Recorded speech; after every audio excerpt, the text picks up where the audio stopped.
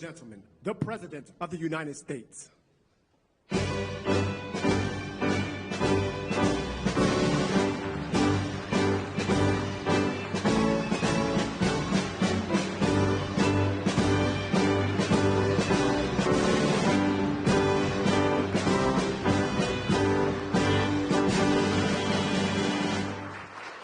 Well, thank you very much.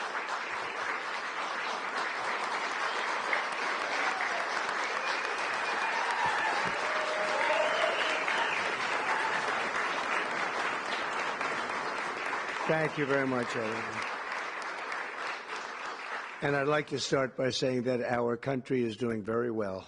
Things are, as you can see, doing quite well. Please sit down. Before we begin, I just want to announce that I signed a proclamation a few moments ago honoring the 250th anniversary of Patrick Henry's famous speech to the Second Virginia Convention, in which he declared very well-known, very famous words, "Give me liberty or give me death." Has anyone heard the phrase? I think most of you have.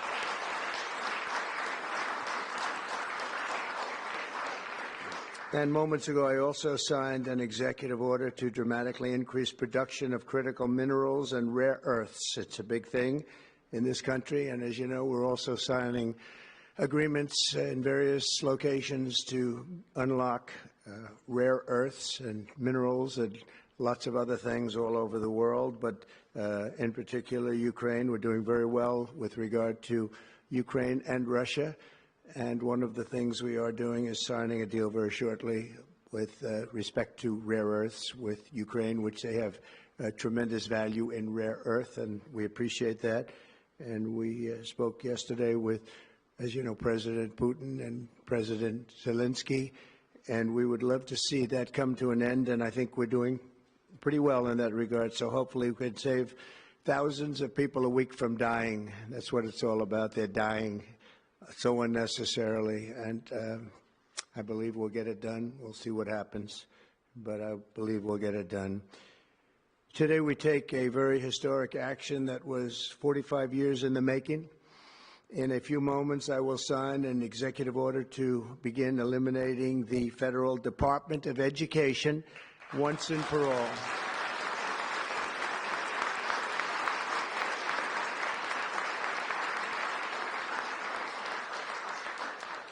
And it sounds strange, doesn't it? Department of Education, we're going to eliminate it, and everybody knows it's right. And the Democrats know it's right, and I hope they're going to be voting for it, because ultimately it may come before them, but everybody knows it's right, and we have to get our children educated. We're not doing well with the world of education in this country, and we haven't for a long time.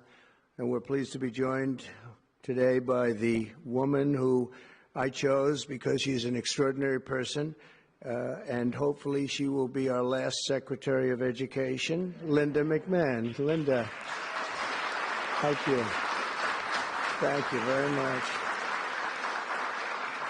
That's another interesting statement. It's an interesting opening, right? But it's true, and it's been amazing how popular this has been. I tell people that this is what I'm doing today, and they say, "Oh, it's about time." Everybody says it. Republicans and Democrats have said it. They're all saying it. Also with us are some terrific people. Governors Greg Abbott. Greg, thank you very much. Governor Ron DeSantis, thank you very much, Ron. Mike Braun, congratulations on your victory, Mike. That was a big one. Mike DeWine, thank you very much, Mike. Jeff Landry. Jeff, thank you very much, Jeff. Bill Lee, thank you. Governors, all governors. Brad Little. Brad, thank you very much. Where are you, Brad? Hi, Brad. Jim Pilan, thank you very much, Jim. And Kim Reynolds. These are all people very interested in education. And I even see Dan Patrick over there, my friend Dan Patrick. We're joined also by Representatives Tim Walberg and Virginia Fox, Rick Allen, Michael Rulli, and again, Dan Patrick. Thank you very much, Dan. You've been a great friend of ours. And State Attorneys General Ken Paxton. Ken, I see you there. Andrew Bailey. Andrew, what a job you've done, Andrew. You have some good cases going. You've done a great job. Thank you very much. And co-founder of Moms for Liberty, Tiffany Justice. She's been a hard worker. Thank you. Thank you, Tiffany. When President Carter created the Federal Education Department in 1979, it was opposed by members of his own cabinet, as well as the American Federation of Teachers, the New York Times editorial board, and the famed Democrat Senator Daniel Patrick Moynihan. History has proven them right, absolutely right. After 45 years, the United States spends more money on education by far than any other country, and spends likewise by far more money per pupil than any country, and it's not even close. But yet we rank near the bottom of the list in terms of success. It's an amazing stat. Those are two stats you don't want: the most money spent per pupil, and you're at the bottom of the list. And that's where we are, like it or not, and we've been there for a long time. 70% of 8th graders are not proficient in either reading or in math. 70%. 40% of 4th graders lack even basic reading skills, can't read. Students in our public elementary and middle schools score worse in reading today than when the department opened, by a lot. In Baltimore, 40% of the high schools have 0 students who can do basic mathematics. Not even the very simplest of mathematics. I said, give me your definition of basic, and they're talking about like adding a few numbers together. Despite these breathtaking failures, the department's discretionary budget has exploded by 600% in a very short period of time, and it employs bureaucrats in buildings all over Washington, D.C. And as a former real estate person, I will tell you, I ride through the streets of Washington and it says Department of Education, Department of Education. I said, how do you fill those buildings? It's crazy what's happened over the years. I'm pleased to report that after offering these federal employees 2 generous buyout options, and they were very generous, and they're good people, but they were very generous. My administration has initiated a reduction in force, and we're already cutting numbers that were really surprising to a lot, that we were able to do it so successfully. And we've cut the number of bureaucrats in half. 50% have taken office, which is great. Thank you. Under the action I'm taking today, a small handful of Democrats and others that we have employed for a long time, and there are some Republicans, but not too many, I have to be honest with you.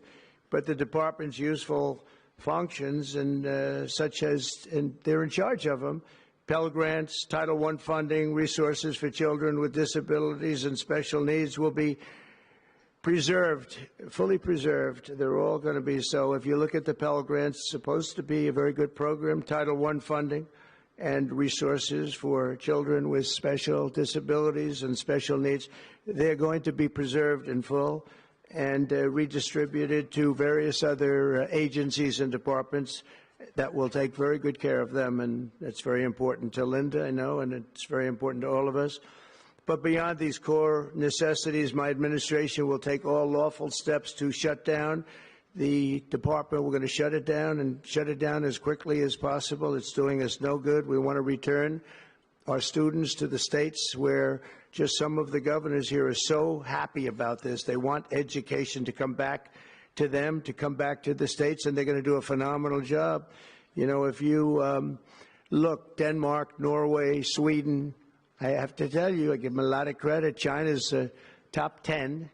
And so we can't now say that bigness is making it impossible to educate, because China is very big. But you have countries that do a very good job in education. And I really believe, like some of the governors here today, from states that run very, very well, including a big state like Texas, but states that run very well are going to have education that will be as good as Norway, Denmark, Sweden, and those top, Finland, those top countries that do so well with education. I think they'll do every bit as well. And what do you think about that, Governor? Do you agree? I think so. Ron, do you agree? I think so. Florida? Iowa? That's right. I really believe that. They'll be as good as any of them. And then you'll have some laggards, and we'll work with them. And we can all tell you who the laggards will be right now, probably, but let's not get into that. But we'll work with them, and we're going to make them, they'll do a job. I think they'll do a job, and they'll go to sections of the state. For instance, New York, you'll have a Manhattan, and you'll have a Suffolk County, and you'll have Nassau County, and you'll have Westchester County. You'll do 4 or 5 or 6 of them. You have upstate New York, and those counties, I think, are going to do very well, and I think ultimately Manhattan should do very well. But we'll break it down into sections, and I think it'll be really, really good, and they're going to be probably the tougher ones, but I think they have a chance to do really well. But we're going to be returning education very simply back to the states where it belongs, and this is a very popular thing to do, but much more importantly, it's a common sense thing to do, and it's going to work. Absolutely, it's going to work, and I can tell you from dealing with the governors and others in the state, they want it so badly. They want to take their children back and really teach their children individually. Probably the cost will be half, and the education will be maybe many, many times better. So we look forward to this. I want to just make one little personal statement. Teachers, to me, are among the most important people in this country, and we're going to take care of our teachers. And I don't care if they're in the union or not in the union. That doesn't matter. But we're going to take care of our teachers, and I believe the states will take actually better care of them than they are taken care of right now. They'll work all sorts of systems and even merit systems. Those great teachers are going to be maybe a little bit better rewarded, or maybe that's the way it should be, but the states are going to make that decision. But we're going to love and cherish our teachers along with our children, and they're going to work with the parents, and they're going to work with everybody else, and it's going to be an amazing thing to watch, and it's really going to be something special. And Linda, you're presiding over something that's so important, and you're going to do a fantastic job, just like you have your whole life. I know your whole life I've been watching you. I've been watching you for a long time. She's had nothing but success. So it's tremendous to have you, and hopefully you won't be there too long, but we're going to find something else for you, Linda, okay? So this will conclude what we are talking about with respect to our most cherished group of people, and that's our children. We want to have our children well educated. We want them to love going to school. We have examples of it. Look at those beautiful, bright-eyed faces. They are so smart. They're so smart. And with that, I'm going to come down, and we're going to sign a very important document, and we're going to be on our way. People have wanted to do this for many, many years, for many, many decades. And I don't know, no president ever got around to doing it, but I'm getting around to doing it, so thank you very much.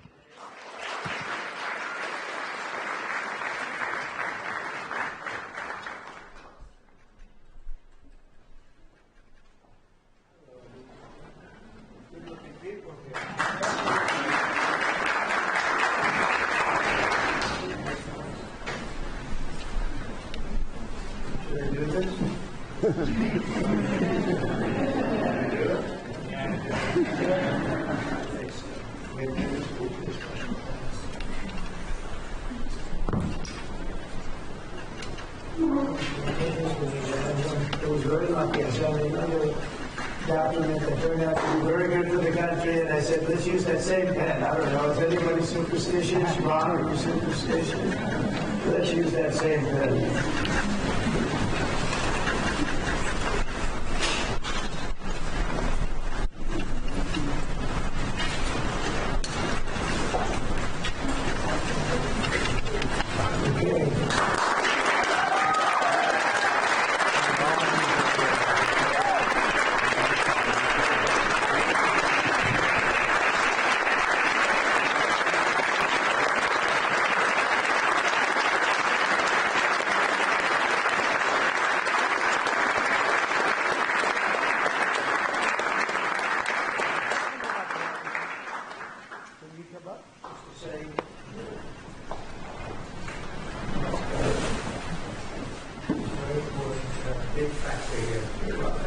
much.